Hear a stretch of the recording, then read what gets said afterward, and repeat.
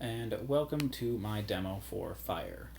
My name is Tim Polasek. I'm a 6th semester student with Georgia Tech. Some of the reasons I want to take this class are that I love working with data on a large scale, and I have family and friends working in healthcare. I used to be a teacher as well, so I can see how the use of data can really help drive student, or in this case, patient outcomes. That's one of the reasons I wanted to take health informatics here. So we're going to be getting into FHIR today. What it stands for, FHIR, Fast Healthcare Interoperability Resources. This is a system that helps us access electronic medical records. It presents developers an API to work with EMRs in real-world scenarios, and hopefully it will be a standard for healthcare developers to simplify the sharing, access, and use of medical data. Really, what we want to drive at with all three of these things is increased patient engagement.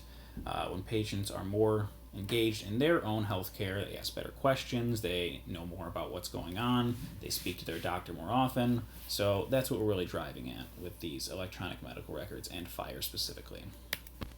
So there's a number of FHIR resources, you can see them here, and we can also see them in our instance of the Georgia Tech FHIR server. We have conditions, devices, medications, encounters, patients, practitioners, procedures, many different options. But for today, I'm just going to be walking you through three of them. First off, we have the conditions. So what we can do when we search conditions, we can use the patient's information as the conditions ID or code, or the encounter that the practitioner had with the subject. So if we wanted to search the conditions that patient number 3 has, we can look that up and we can see that Mr. Alden B. Orr has a large number of conditions that he's been diagnosed with over the years. We see his name here, practitioner down here, and what the specific condition he's been diagnosed with. So we can get a lot of information about this patient's condition that way. Additionally, we can also search about medications. So medication, we can see here as well, also can be searched a number of different ways, by the medication's resource identity, the medication's code, or by its name. When we search that, as you can see a little smaller screenshot here, we can get detailed information on the medication and what it's used to treat.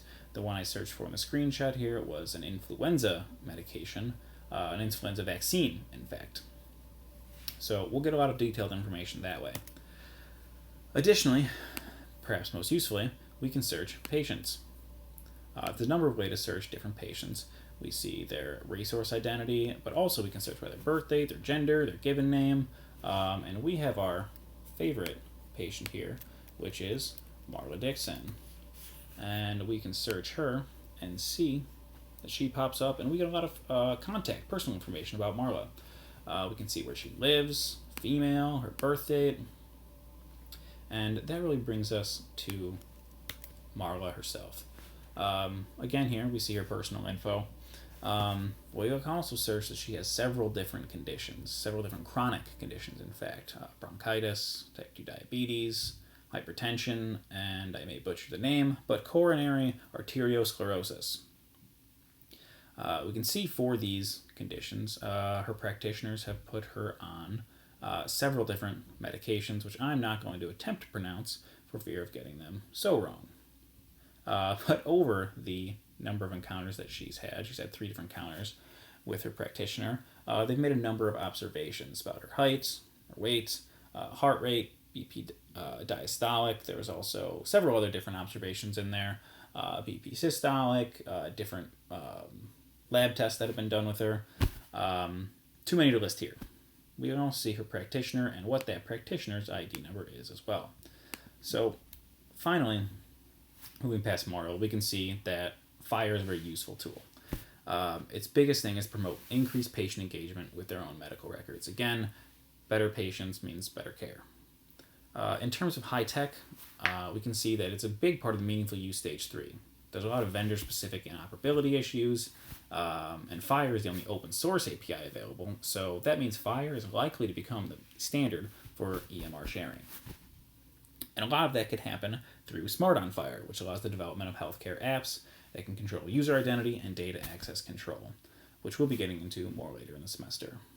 So thank you for your time, and I hope that you have enjoyed the presentation.